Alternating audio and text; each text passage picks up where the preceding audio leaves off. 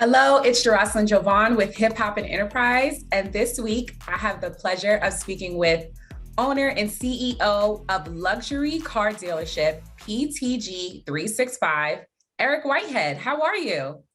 I'm blessed. Thank you for asking. How are you? I'm blessed as well. It's good. Every day above ground is a blessing. Oh, I love that. I've always believed that we should speak more affirmations, especially Black people. We should speak more affirmations to each other, whether you're just saying, I'm blessed, you're blessed, we blessed. That's Exactly. I try to speak with positivity. Like, even though I'm God fearing, like people ask me how's my day, I'll be like, my day is fantastic. It's amazing. Like, things that are different. Like, I don't even say good. I feel like good is for average. I replace good for great. well, you know what? And Big difference. you're doing big things. You are successful in business, and we're gonna get into that. But you're so, you're young. You're a young Black man and doing great things in this country where technically the odds are against you. So I want to first ask you, what was your introduction to business and entrepreneurship? Wow, that takes me back like maybe what 10, 11 years. I always been, I got a matter of fact, longer than that. I always wanted to be my own boss. I think I have I actually have a picture on my mother's fridge and said, I'm either going to go to the NFL or I'm going to own my own dealership. I always wanted to be an owner of something because, like, growing up, with parenting, they used to tell me, oh, you need a job or you need to do this. I didn't like restrictions. So I always wanted to have complete control of my destiny, and just as far as my finances. So I've always been an entrepreneur since young. Like in high school and junior high school, I used to go to BJ's and what's the other one's called? Costco. And I used to get cases of water and the fruit snacks, and I used to sell them in school. And I didn't care how people looked at me because I always left with a pocket full of cash. And I think that was my first introduction to being an entrepreneur and just creating something out of nothing and making businesses happen. Definitely. I'm from New York. I can hear an accent. Where are you from? I'm from Brooklyn, born in Brooklyn, raised in South Jamaica, Queens. Not okay. I'm from Queens as well. Okay, what part? I grew up in East Elmhurst. Oh, okay. I was on the other side. I was in Jamaica, Queens. Yeah. I would have to take a bus all the way over there. Right. So your early introductions to entrepreneurship, was it from your family, colleagues, school? What made you even decide to start going to the grocery stores and doing things to make your own money? I'd have to say it was downloaded from God because, like, most of my family, even though they're successful, they're working class. Everyone had 9-to-5 jobs and they just maximized their opportunity. And then as I became older, like my peers, people I was around, I just like got cool with people who are also on an entrepreneurship path. So like my mentors were entrepreneurs, and it's the people I encountered with were entrepreneurs from like high school and then college. What high school did you go to? I went to Hillcrest High School. Okay, all right, Hillcrest. See, I went to high school in Harlem, so I gotta. You go to fashion? No. I went to A. Philip Randolph, but I was just engulfed into the Harlem culture. Okay, yeah, It that's gave my me thought. Fashion, because like, yeah. It was all like Harlem was about fashion, getting money, being fly. right. So it kind of instilled with you, like, okay, I got to be the best. Exactly, that's a fact. Queens is the same thing because they say Queens get the money. So me being an entrepreneur, I got to figure it out. Like, Yes. And so you launched PTG. Tell me about that journey. How did you get started in the luxury car business, and what made you decide to launch your own company? Okay, so I'm gonna bring you back to the age of 16. I graduated Hillcrest at 16 years old with advanced Regents diploma, and my uncle was actually my mentor at the time. Like, he was always around. He always used to check on me, make sure I was good. He was the uncle that was successful, but I never knew what he did. He was just like, it was dark. I didn't know till I found out that year when I graduated that he was a finance director in the dealership, and I was always popular. And I love cars. So what I did was I used to go to the dealership, hang out with him, and I used to bring like all my friends and the family members to him that didn't know he was in the auto industry to buy cars. And I used to get referral fees. So that's how it started. Then the next year I was able to work at 17 with him. So like I was his financial assistant, and I used to do all the little errands and stuff like that, sell cars, and I learned the techniques. And then I was able to spread my wings and fly. I was the #1 salesperson at my first dealership. It was a Subaru dealership in a very rich neighborhood. I don't know if you're familiar with Manhasset. Yeah, Long So I Island. used to work at a Subaru dealership on Northern Boulevard in Manhasset. I was a #1 sales guy, and I was young. And it was a predominantly Caucasian area, but I was young. I had energy. I was selling 20, 30 cars a month. And I went through many different dealerships from 17 to maybe like 20, 21, 22. And I was like, I could do this for myself. Like I was making like 100,000 a year from a young age. And I'm like, I'm making all these people money. I wonder how it would be if I was the owner. So I used to ask the owners, like, how much did you make, in a nice way? And these guys were making millions. And I'm like, it didn't make sense. It was like a game of chess. Like I'm the pawn, I'm doing all the work and you just reaping the benefits. Like I'm getting 20% of my own work. I'm bringing my people, I'm hustling and bustling. That's when I came with the idea, like I need my own dealership. I'm bringing my own people. All I need to do is sell them cars. So then fast forward the year 2017, I took a leap of faith and I started the company PTG365. For those of you who don't know, it stands for Price is Too Good Every Day. I love it. Yeah. And it's actually, when you look it up, it's three of you, three Yeah. young Yeah. Black men. It's just, I gotta take my hat off. It's impressive. How were you three able to come together and decide like what each roles was going to be, and working out differences, putting ego aside as young Black men? So it was very, very tough. So I actually brought those two guys together. They never knew each other. So I knew both of their strengths and weaknesses. I knew my strengths and weaknesses. Like, me, I'm always late, like some way, somehow. So, and I knew Dave is punctual. So just things like that. And I put together the perfect triple threat. And it worked. It was very, very difficult because, we three strong African-American men. We young, we all made money, we successful. Prior to the company, it was tough, but we had to put the pride and ego to the side. We had to treat it like a marriage. It's crazy to say it like that, but it's a marriage because we're in bed. We're sharing a bank account that millions of dollars flew through, business licenses. It was a bunch of just different things. So it was very, very difficult. And then unfortunately now, sad to say, August 1st, 2021, I severed the ties with them and I regained control of my company as me being the only owner, because pride and ego came back into the way after making so much money. Right. You gotta, when it comes to business, this is my idea. So not everyone's going to see the bigger picture. And the way I was taking the company and where I wanted my company to go, it wasn't aligning with the pride and ego and the personality. So I had to regain control and get it back together. So it's very tough, especially when money is involved.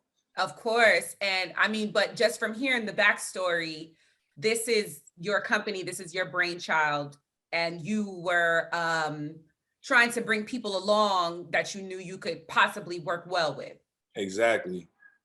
And sometimes Okay. you can't mix business with friendship. It's tough because So you did know them from childhood or something? Yeah, I knew them both from childhood. Like one of them I went to junior high school with, and the other one I met in college as I was working in the dealership, and I introduced him into the auto industry. Like I trained him and built him up because he was always a hustler. Like he reminded me of myself, even though he was older. So we both learned from each other, and I like helped him. Everything I knew, he was like a sponge because he wanted to make money. And like I liked that about him because I knew any task ahead of us, he would be willing to just face it. So that was one of the strong points with him. But at the same time, his characteristics, it was a little aggressive, little things that would mess up certain meetings and things. So it's overall, like, the good, pros and the cons of business. Overall, you've always been the final decision maker? I was always the final decision maker, and I was always the mediator. Cause like it's so crazy because I always been humble. No matter how much money I made or anything, and the shoulders I rubbed and rooms I was in, we all human at the end of the day. I'm a God-fearing man, and I know I'm blessed. So I always remember the scripture says, how could a man gain the whole world, and then lose his soul? So I try to always keep myself humble. But like with other people, when they make a large amount of money so fast at a young age, sometimes it can happen. So I was always the mediator with different situations, and I always had to remember, like, I can't be big-headed. And then with these two, it was kind of difficult. Right. So that's kind of what happened with this journey with the company. For you, how were you able to stay grounded despite all the money that you've been making since you were a teenager? For me, honestly, I give all credit to God because like I love helping people. I feel like my purpose is just to bring people, I'm a vessel. That's what I always told myself. Like, I'm a vessel. I always bring people and show people and encourage them that it can be done. And I just make sure I pray because I know the goal is to get into heaven at the end of the day. And don't get me wrong, I'm not perfect. I'm still young. I party a little bit, but God knows my heart. So me just staying grounded is just like, knowing that, look at God, how he is, how he's able to forgive people and do things a certain way, like, who am I to judge? So I always just keep that in the back of my head. Like, I'm blessed now, but like one simple mistake, everything could be gone. So that just keeps me mentally grounded. You have to be mentally strong. You got to remember people are people, because I wasn't always at this point. When I was young, selling candy and waters in school and going through different things and the ups and downs of my career from the beginning, I have to remember that in the back of my mind and just keep me there. Wow. I mean, look, you definitely are a vessel, and I know I am too, but I'm definitely feeding off of your energy for sure. And I know you take that with you wherever you go. Mhm. When it comes to scaling PTG, what were some of the key areas you had to tap into? Honestly, the key areas I had to really tap into with scaling down and bringing it back up to the next level is just continue to network. I want to expand the company. I got to get in the areas where people are driving. Like, Atlanta's a hot commodity. Like, I'm in Atlanta and I know just like-minded people, God-fearing people. That's the new goal. So I had to scale down on people who are just for social media and just want to do things for now. I want people that are thinking longevity, where they're making sure their kids and their kids' are set. That's the next goal. That's the generational wealth of me scaling and getting the right people on my team. They have to be God-fearing. They have to have long-term goals, short and long-term, because people around you is thinking for now, they'll do anything for the dollar. And I'm already past that. Like, I done made millions, spent millions, and then lost it, got it back. And I'm like, all right, cool. I'm looking to get to that next level where it's saved and I don't got to worry about nothing. That worry-free life. So it's just getting people who are God-fearing, networking more, getting in the right cities and just doing the right thing. I always say, instead of making a lot of money on a little bit of people, I want to make a little bit of money on a lot of people, and that'll go a lot further, because now I'm helping people, making sure they're good, and then the word will spread very fast. Right. So, how were you able to measure the success and determine what was working and what wasn't working? Social media was one way. The financial statements, when I was looking at the quarterly statement, I'm like, what's going on? And just like my endeavors, things I was able to accomplish, and just like the certain rooms I was able to enter. And then also, when we got a TV show, the TV show, we got a show with we took a deal with Snapchat, and Snapchat gave us a big budget to film our lives and our celebrity clientele. That was like an eye opener. Like, wow, I really got a TV show from something I thought about from young to now. And then Forbes magazine was also another thing that they gained recognition of our success, and that kind of was an eye opener. Like, wow, I really like turned something into nothing, and there's a lot of competition out here. Yeah. So that kind of blew my mind at that point. Yeah. And particularly, car dealers don't necessarily have the best reputation as fair businessmen. How do you work to break that stigma? Every day I try to change the trajectory by just doing the right thing. I try to give, like I said, making a little bit of money on a lot of people versus a lot of money on a little bit of people. The strength is in numbers. So I just try to do the thing, do the business the right way, try to keep it clean. I'm very honest. I try to be transparent with all clientele. Like, if this is what it is, what it is.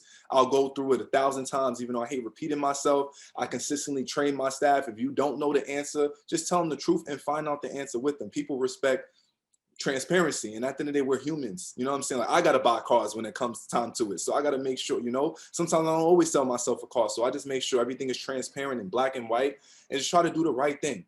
Mhm. And is the model of PTG still the same, where you're working with customers who might not have the best credit and helping them restore their credit to purchase a car? Is that still? So it did change a lot. We still help and work with all different credit scores, no matter the situation. We don't do credit repair. We outsource with credit repair because our volume has became crazy.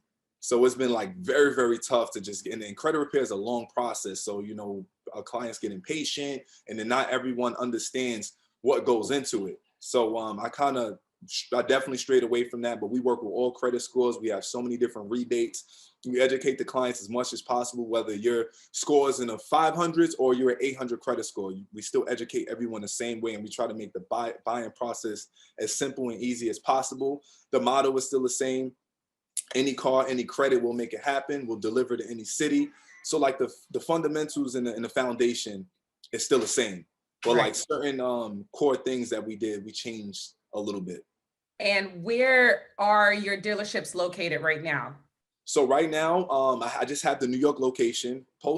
From the pandemic, I shut down the LA location and then the Miami location. So we just have New York, but I'm working on LA again and Atlanta. Okay. Atlanta's a new location in replace of Miami now, since I'm going to be based in Atlanta. Got it. And what do you see with having different dealerships in different cities? Are the consumers different in each market, and you have to tailor the business around where you're opening that dealership?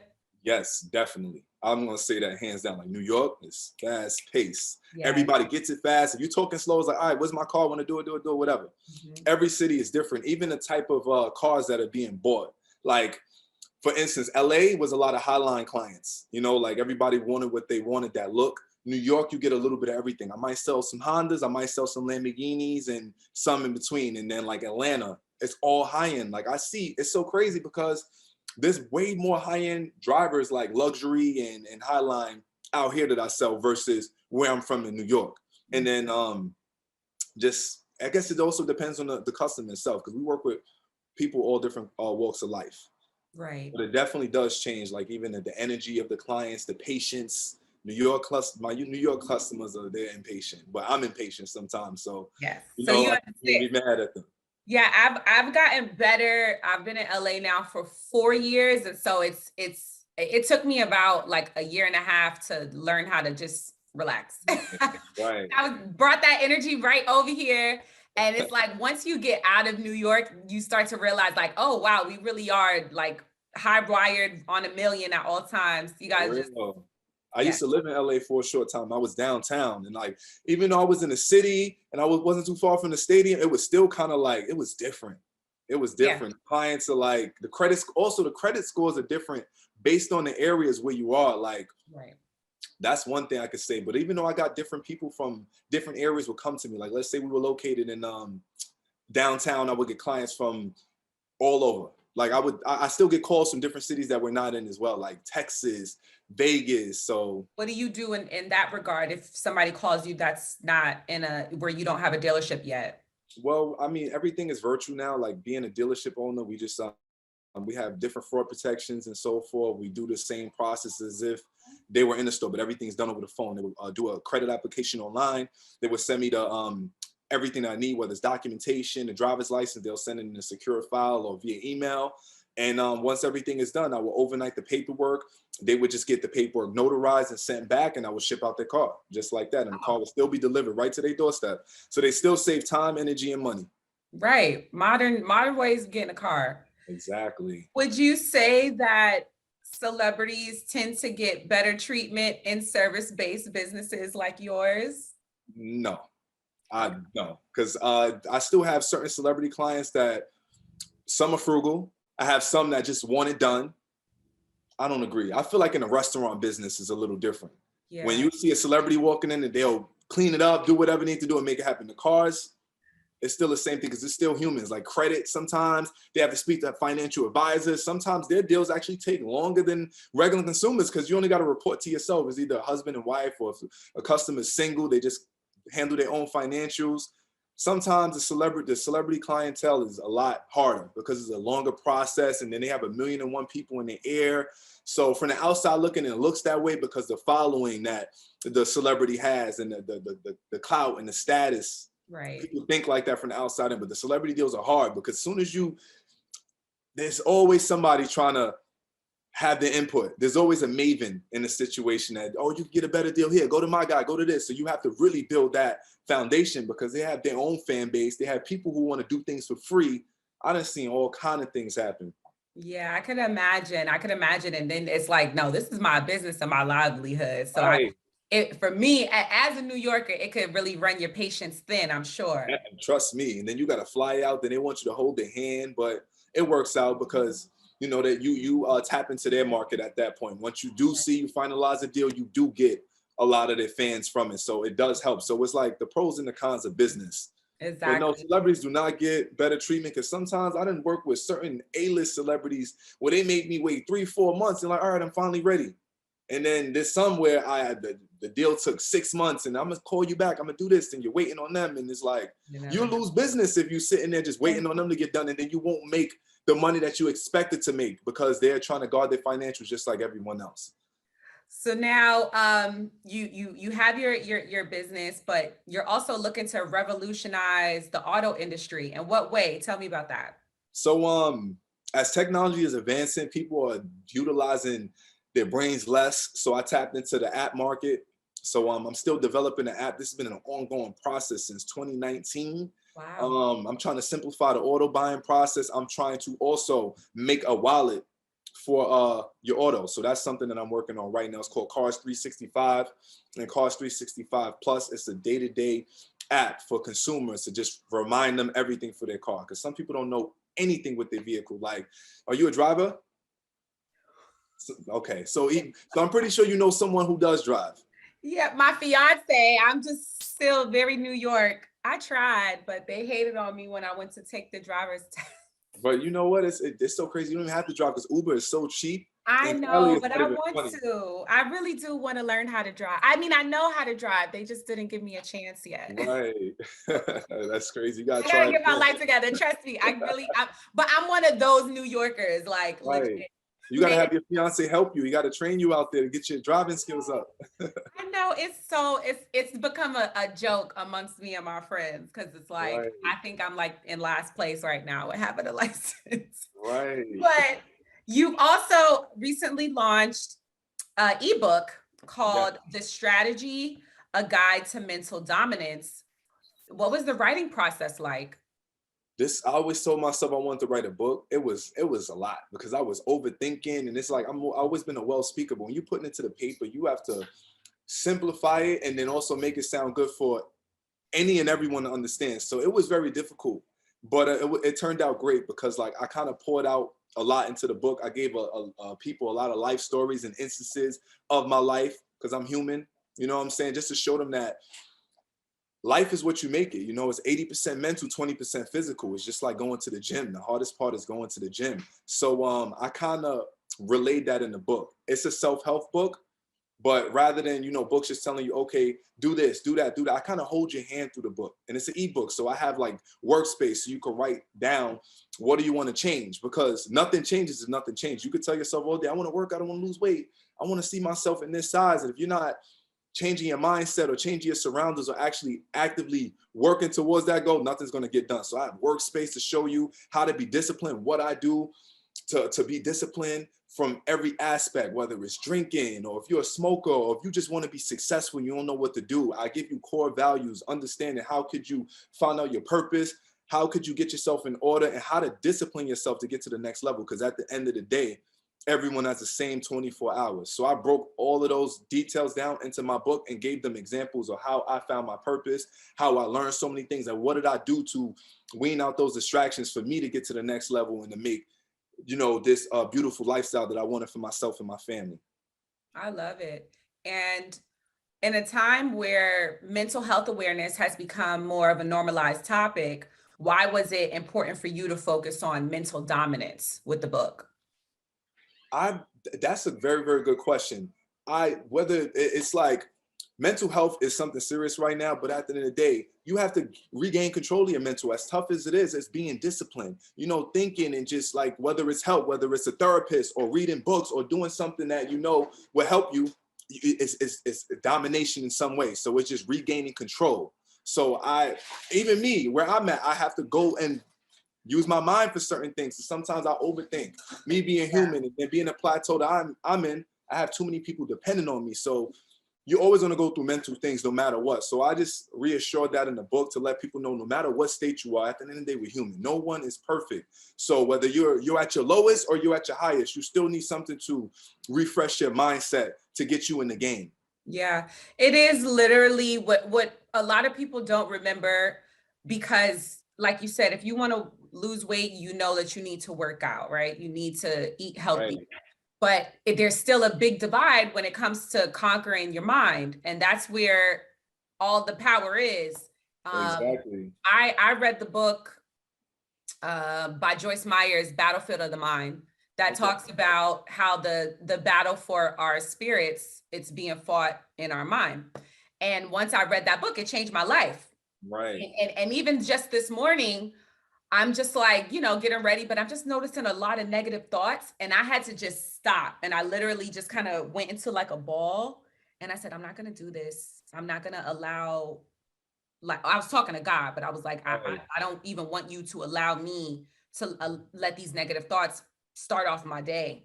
I want to go in this day just speaking life into myself and honing into what you've already put on the inside of me. And it's like, you literally have to do things like that. The same way, if you want to lose weight, you're like, okay, I got to work out for 30 minutes. You got to remember to just take control of your brain. It's a muscle. It's a muscle. And I always say that, like, you got to let things out for things to come in. It's just like working out. And I talk about that in my book. It's so funny that you say that, like prayer. I talk about prayer, whatever religion anyone is, you talk about prayer. I talk about adjusting your music. How could you want to think positive and all you listen to is rap? Now I listen to rap, I listen to R&B, I listen to gospel. But in my mornings, I talk about how I started off with gospel, because when you put God first, how could you have a bad day? You think positive, because you could always be in a worse situation. So I talk about that in my book. I talk about the way you eat. Instead of drinking soda or drinking coffee, why don't you replace it for water? Replenish your body, eat fruits. Don't eat things like that, because your health is wealth at the same time. You think differently when you're able to flow and you're healthy. Right. So, like, don't drink on a Sunday night when you got to be at work in the morning. How could you operate 100%, 110% of your mind if you hung over? Because I know I love to have a drink here and there, but it's difficult going to work that next day when you're like, oh man, I wish I would never drink, or this, that, and the third. So it's that regaining control, having that mental, that discipline. That's good. Well, with making the decision, you said you've always known that you wanted to write a book. Why? What is it? What is the importance of writing a book to you? Honestly, my mom always wanted to write a book and she never did it. So I always, like, I would say, like, I'm her, even though I got 2 other brothers and a sister, I always said, like, I'm her favorite, even though she won't admit it. I know. So, like, everything that she wanted to do, like, as far as life and just doing things, I lived through it. Me being a man and her being a woman, I still live and show her that things could get done. So she always told me, like, I'm gonna write my book. I want to do. I'm like, Mom, you need to write that book. I told her I'd write a book with her too from younger, but we never did it. But I'm like, what, let me put this down to paper. Because I also always found myself explaining things to people too much. Like, me just being the brains of certain things and just a go-to guy from young, always being popular. People always call me for everything, like parties, success, cars, real estate connections. I'm like, what, let me start putting things to paper, because, like, for my knowledge, I would be talking forever. Let me write it down and let people tap into my mind that way. It's just another way to express myself. Right. And it's timeless. It's timeless. Exactly. It's leaving that legacy. So you started sharing, well, you mentioned you did the show with Snapchat, and you also started sharing parts of your love life on reality television with Sierra Gates. Now, correct me, because I can't remember. She's your fiance or girlfriend? She's my girlfriend, but we're about to be engaged really, really soon. So we've been moving fast. That's supposed to be a surprise for her. She doesn't know. So yeah, so we good. That is so beautiful. That makes me happy. That makes me smile. I wanted to know, like, well, I mean, I guess you kind of got a prerequisite with your other show, but were you nervous at all to go on Love and Hip Hop? Yes, I was nervous. You know why? Because, like, I'm a businessman. I never watched, like, Love and Hip Hop or all the other reality shows. I was always just focused on success. So, like, I was more nervous about how they would judge me, because, like, it's love and hip hop. Even though I'm connected in the hip hop world, a lot of my clients are rappers and athletes and all different kind of walks of life. It's still different, because now they see how I think outside of my suit, outside of my turtleneck. I didn't want them to look at me like, he's so professional, he's so this and that. So I didn't know how they would view me. So it kind of made me nervous, but I know I'm cool. I've always been popular. So once I got on, I was myself, and they actually, they loved us. We were fan favorites, our couple and whatnot. Yeah. And we moved fast, by the grace of God. Right. It's like, it's time. I got to bless this God. Like, it's time to make y'all a union. He's been beating me. Yes. Well, I've tweeted about it before. Sierra's one of my favorites on the show. I've always take to the more transparent people on the show. Like if Right. you keep it real, you have Mhm. no other way to then just respect it, right? Right. And Sierra just keeps it real. And from us watching her previous relationship to you, everybody was like, "Oh, yes, child, yes, girl." I hear that every day. I get DMs. They're like, "Thank you." This, that, and the third. Because like it's so crazy because we are each other's crutches. Like what I was missing and what like versus what I thought I wanted is two different things. Like Sierra completes me. She's an entrepreneur. She's a businesswoman. What I don't know, she knows because she's successful. She helps me in that aspect. And what she doesn't know, I help her. So it's like the perfect union. And like, you know, neither one of us is perfect, but it was like really divine intervention how we met. Cause she was a client of mine, you know, so it started like that. And I was like, let's make some money together. Like you so smart. Like I want to see you win. Like let's open up a business. Let's do something. Like my spirit was telling me that. And then we just became cool and it just went from there. But she's very, very honest, very transparent. She'll speak her mind and whatever. And she doesn't mean no harm by it, but she's very, very real and just true to herself. She doesn't care. I'm so happy for you too. And you just answered my other question. I said, I was going to say, what's it like dating a boss? You already said it. We still Um, clash, so don't get me wrong. We power trip. We power yes, trip. I wanted, like, do you guys butt heads at all? Because you're both Hell yeah. bosses. Remember, I'm a boss. She's a boss, but also I'm a man. So it's like she's a spoil you brat. That's my baby, but she lets me be the man. So yes, we bump heads about little small things, but it's just communication is key. And even when you're successful, it's still a lot of things. When you meet another boss, like you know, as your companion and your wife or your husband, it's still like you learn a lot of things about yourself. I didn't realize how dominant I was, and how you know she didn't know how dominant she was till we got with each other because we used to telling people what to do, help with this, paying people to do this, getting things done. And now we bought a house together. So that process was different. Cause like, no, I want this way. I want this way. And we like, damn, like, we like relax. And it was just a lot, but communication is definitely key. So we're learning each other day by day. And it's just an amazing experience, but we definitely power trip. Cause it's like, you know what? She'd be like, babe, I need you to do this for me. And I'll be doing a million things in my business. And then Right. if I don't do it in a timely fashion, or her time is like, well, I got it done, or I pay somebody to do it. And I'm like, why you gonna let me do it? Like, I wanted to do it. Like, just give me a second and whatever. You just Oh, learn to that's overlook. so cute. It'd be a lot, but it works. Do Communicate. you do you two help each other with each other's businesses at all? Yes, we do. We definitely do. You remember we together all the time. Like, so there's things that she doesn't know in business that I've been through because my business is a dealership, and just certain things, experiences I went through, it helps her. And then her being in the hair industry and then being an entertainer and then certain walks of life that her endeavors, it helps me because I never been through that. So it actually works hand in hand. Like just like with my partnership prior, my strengths and her weaknesses are different. So together we help each other. Like she knows me as a man, as a husband, and then she knows me as a businessman. So certain things that I may have missed out on, she makes sure she reminds me and she helps me out. And it's like we're both each other's assistants at the same time. You know, like, babe, don't forget you got to do this meeting. You know, we was doing something personal, but don't forget, and vice versa. So we definitely help each other with everything. That's beautiful. And I mean, you touched on it before, but have you two actually gone into a business venture together? Yes, we actually do real estate together. So we've been buying, besides our house that we live in currently, we did like a couple fix and flips that we're working on real estate projects, and we're thinking about a restaurant. We also both do motivational speaking and stuff like that. So we're branching those both together because I have an academy called the PTG365 Academy where I mentor men and women on how to be successful. Those who want to learn how to turn their marketing skills up, those who want to open dealerships. I mentor hundreds of students on how to do that. And then she has an academy, a school called Money Monsters Academy. So it's just about being a money monster, just being a mogul, just being success. So we're actually working on intertwining them both. So I tap into her Zoom calls and talk about my experiences, my life, my success, things I went through. I explain the book, you know, and so forth. And then she does the same with me. So we actually, for 2022, we're going to intertwine both together and just have it. It's going to be called Money Monsters Academy because I like that name. Yeah, that's nice. I love it that you guys are just really feeding off of each other. It was meant for y'all to come together. Yeah. And So what's next? What's next for you going into the new year? Going into New Year, like I said, the mentorship, the academy, the app is coming soon. I want to release it 2022.